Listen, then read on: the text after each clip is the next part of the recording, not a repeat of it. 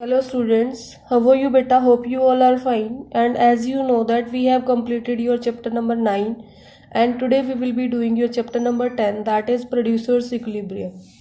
What's date today? 9th of November. First topic which we will study today, that is your who is a producer. Who is a producer bacha? A producer is an economic agent who undertakes production of goods and services. He supplies these goods and services in the market to earn income by the way of profit. Goods and services को market में कौन पहुंचाता है? Producers, और उनको बेचने से उसको क्या मिलता है? प्रॉफिट। ठीक है बेटा। प्रोडक्शन के लिए दो चीजों की जरूरत होती है, factor inputs and non factor inputs. Is it clear बेटा? Now second is your concept of producers equilibrium. Concept of producers equilibrium. अब ये क्या होता है? Producers equilibrium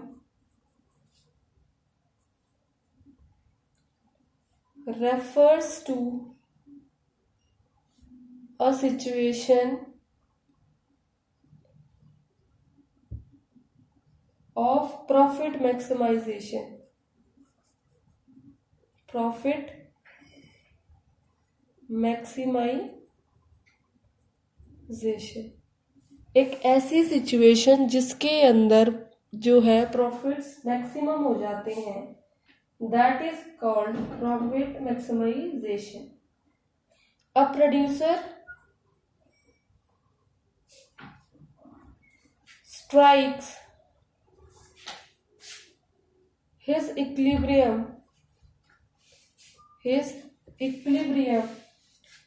at that level of the output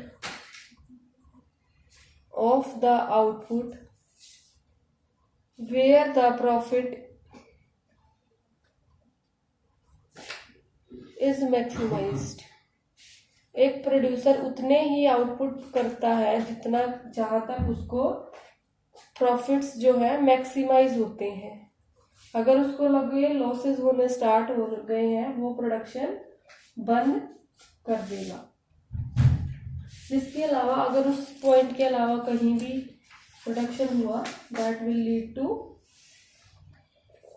stop of production. अब बेटा ये जो पाई है यहाँ पर, this denotes your profit. Pi means profit, that is equal to TR minus TC. TR means total revenue, TC means total cost. Profit is maximized. अब profit maximise कहाँ पे होता है? Profit is maximised when TR minus TC is maximum. Is it clear बेटा? अब हमारे profits जो हैं वो दो टाइप के होते हैं, इकोनॉमिक प्रॉफिट्स और दूसरे होते हैं बेटा हमारे accounting profits.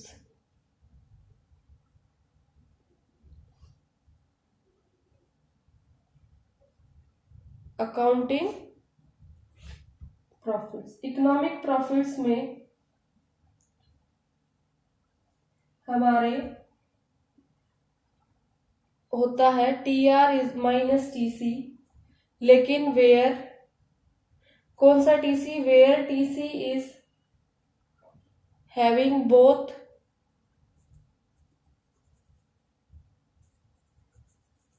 Explicit and implicit cost. और आपके अकाउंटिंग प्रॉफिट भी सेम होता है TR minus TC, but here TC is includes only explicit cost. Clear बेटा। अगर दूसरी भाषा में कहना चाहें तो your EP economic profit can be TR minus explicit cost plus implicit cost, and your AP means accounting profit is TR minus EC. Is it clear beta?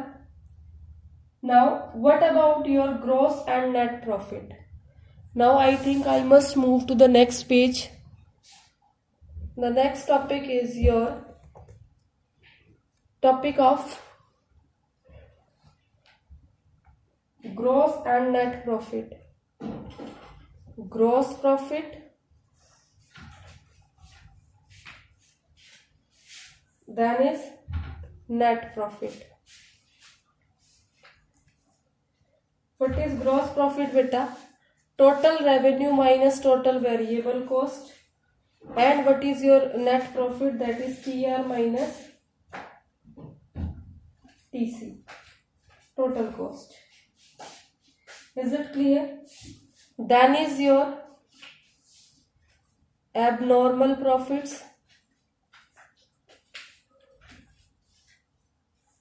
and your normal profits,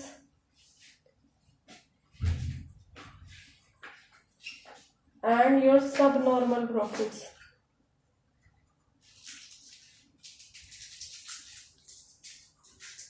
abnormal profits कौन से होते हैं? जब आपका TR greater than TC होता है, जिसकी वजह से आपका AR is greater than AC, that is your abnormal profit. Normal profit कब अर्न होते बेटा? When TR is equal to TC, that is your AR is equal to AC।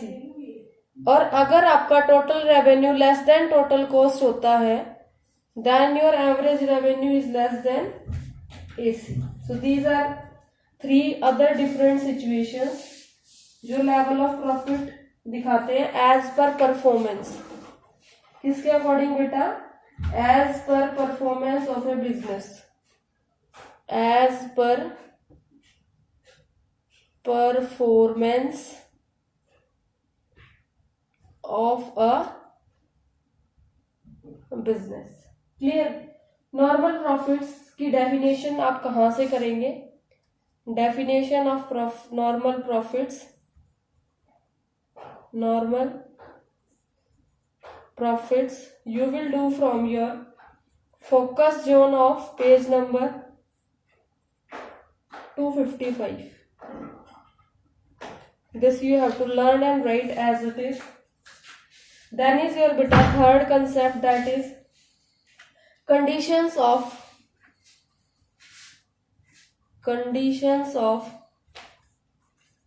producers equilibrium. Producer equilibrium कहां पर attain करेगा?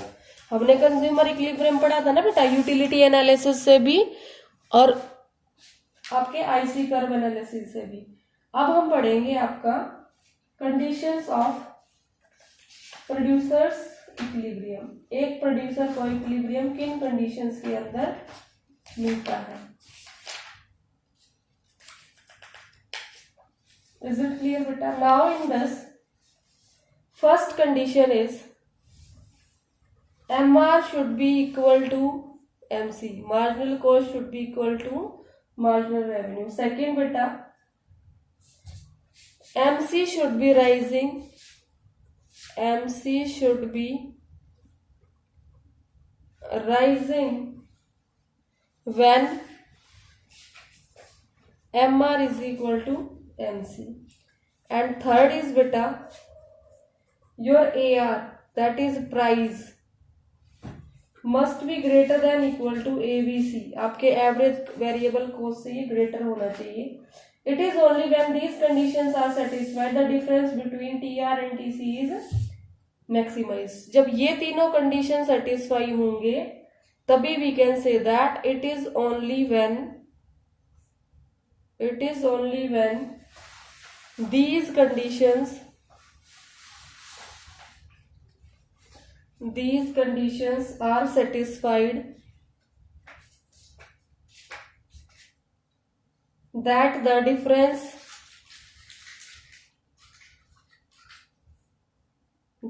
between TR and TC is maximized,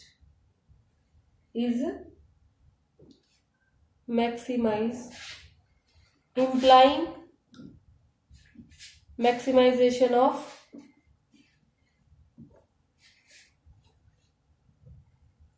profits, मतलब profits जहां पर आपके मैक्सिमम हो जाते हैं. Now in the next part of your chapter we will study about tabular and diagrammatical presentations. What we will study beta? Tabular and diagrammatic presentations. In this beta, this is fourth topic as per your book. Tabular and diagrammatic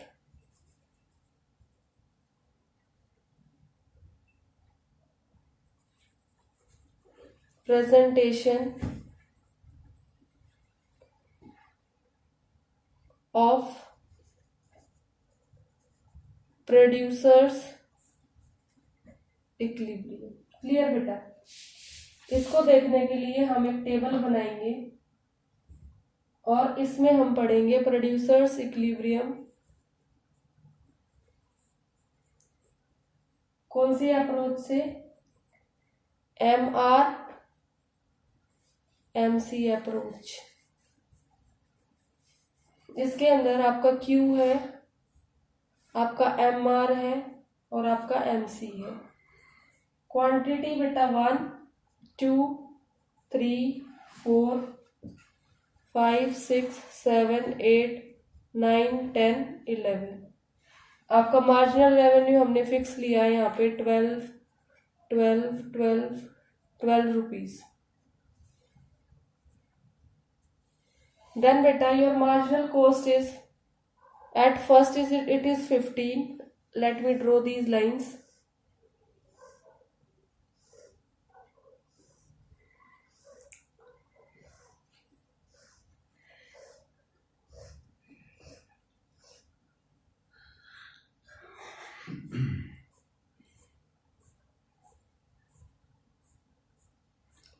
Clear beta? This is 15, then 12, 10, 9, 8, 7, 8, 9, 10, 12, 15. अब देखो हमारे पास जो MR और MC एक तो यहाँ पर इस स्टेज पे इक्वल है और एक इस स्टेज पे. यहाँ पर भी आपका MR is equal to MC है और यहाँ पर भी आपका MR is equal to MC है. लेकिन जो मैंने अभी जस्ट थोड़ी देर पहले आपको बताया था कि MC should be rising when MR is equal to MC. ठीक है, तो यहाँ पे इस स्टेज पे तो आपका MC जो है ना वो डिक्लाइन हो रहा है, लेकिन इस वाले पॉइंट पे आपका MC जो है बेटा वो बढ़ रहा है. तो हम कौन सा वाला लेंगे? We will take this one as equilibrium because here both conditions are satisfied. Both conditions are satisfied. Which both? First one is this and second one is MC is rising when your MR is equal to MC. आपका marginal cost rising होना चाहिए. Is it clear? जो आपकी situation 1 है बेटा उसमें आप देखिए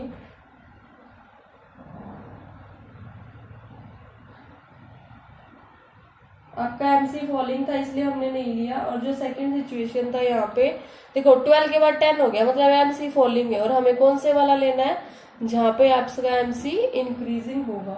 और आपकी बुक के अंदर सिचुएशन 1 और सिचुएशन 2 में उसको अच्छे से एक्सप्लेन कर रखा है, आप वहां से देख लेना. Now is your diagrammatic presentation. इसका हम डायग्राम बना देते हैं, यहीं पर बनाएंगे. इन दिस डायग्राम बेटा you have to just look that here is your price is equal to AR is equal to MR. Is it clear? Now here we will draw your MC curve. This is your MC curve. यहाँ पर भी देखो 2 point है, ये यहाँ पर तो आपका MC डिक्लाइनिंग है, ये पॉइंट हम इग्नोर कर देंगे। इस पॉइंट पर आपका MC जो है इंक्रीजिंग है, this is your Q1, this is your Q2। Q1 not to be considered, नहीं लेंगे, क्यों? क्योंकि Q1 के पॉइंट पे हमारी मार्जिनल कॉस्ट जो है वो कम हो रही है। We will take the point of Q2। Is it clear? So which point we will take? Q2। This will be our point of equilibrium, Q2।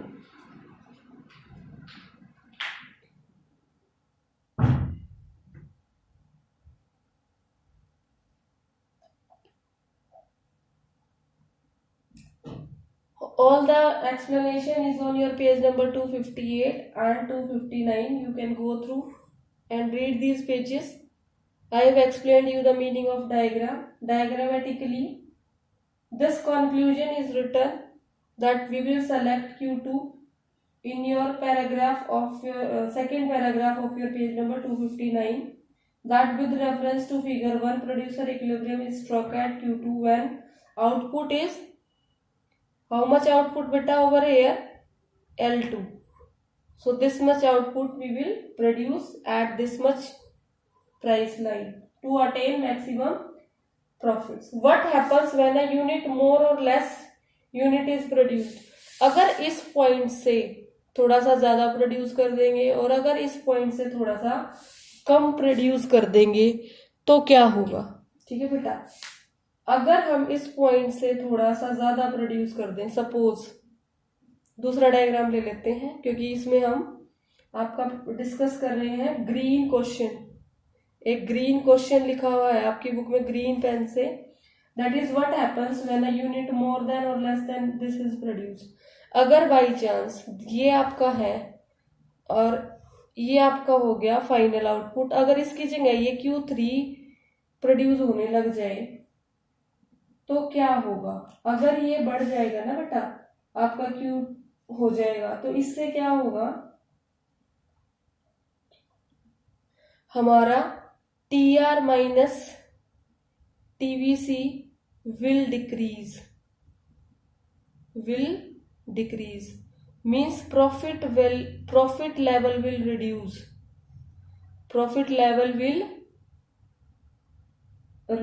is it clear? जो हमारा TR होगा वो बढ़ जाएगा, लेकिन हमारा TR जो है अपना वो रिड्यूस हो जाएगा। ऐसे ही बच्चे, अगर आपका ये Q2 की जगह Q1 पे आएगा, अगर हम ये Q3 की जगह Q1 पे आ जाए तब भी यही होगा, तभी भी आपका TR minus TC will decrease and this is being given on your which page? It is being, these two diagrams are given on your page number 259 and 260. So page number 259 and 260 to be read very carefully by you. Hot questions of page number 261 to be learnt very properly. Is it clear beta? If you will face any kind of problem, you will let me know. Is it clear?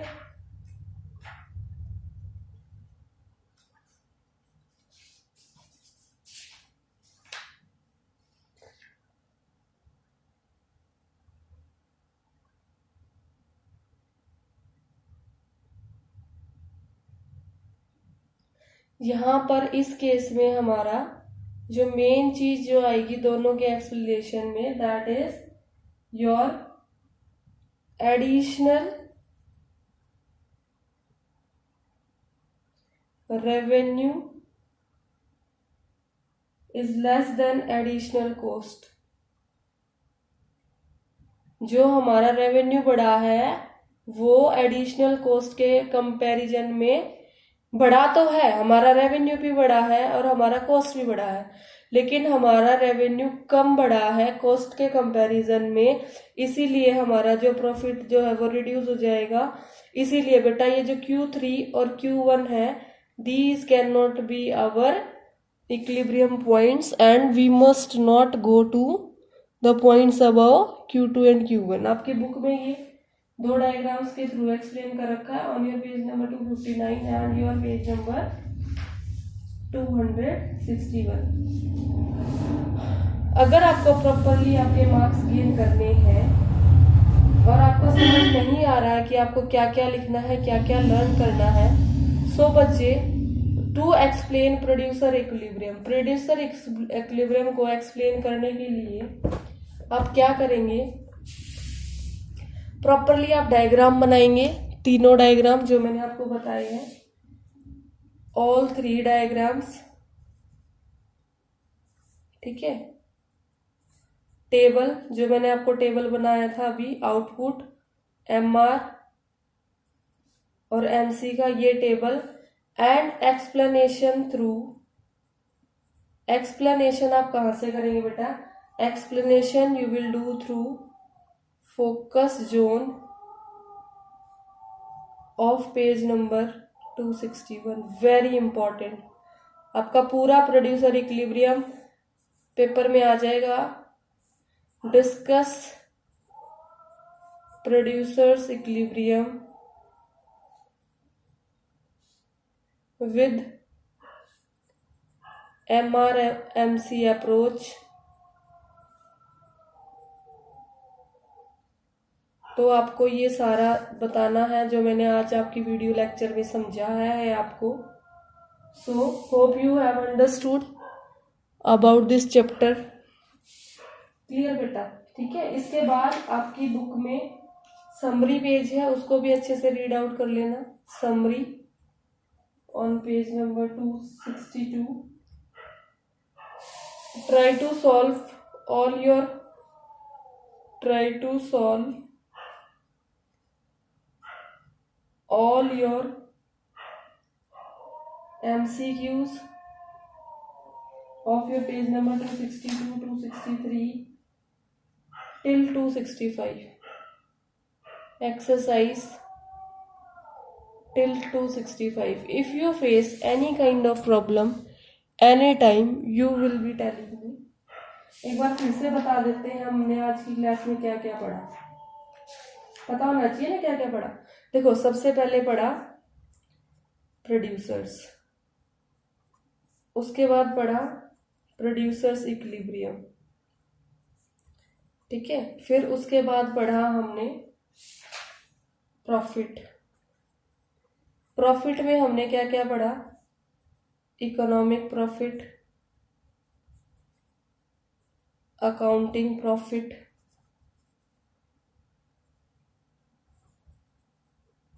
फिर बेटा पढ़ा normal gross profit और पढ़ा net profit.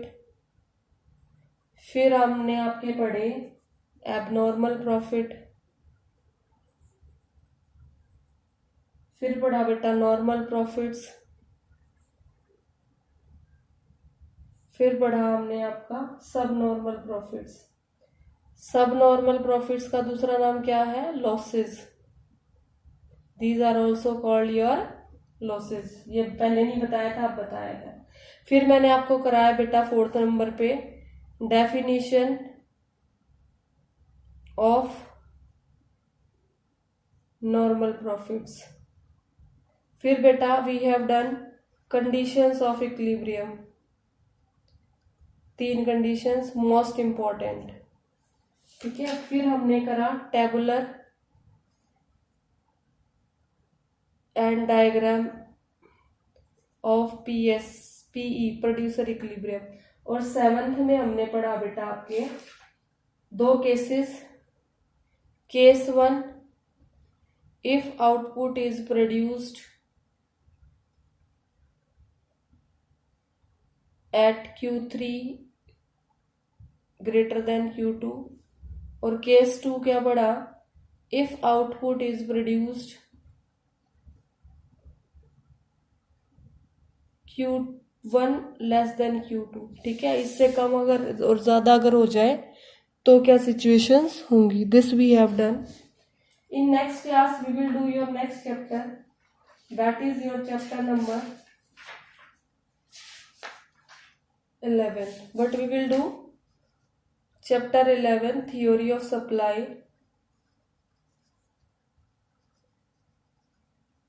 in your next class.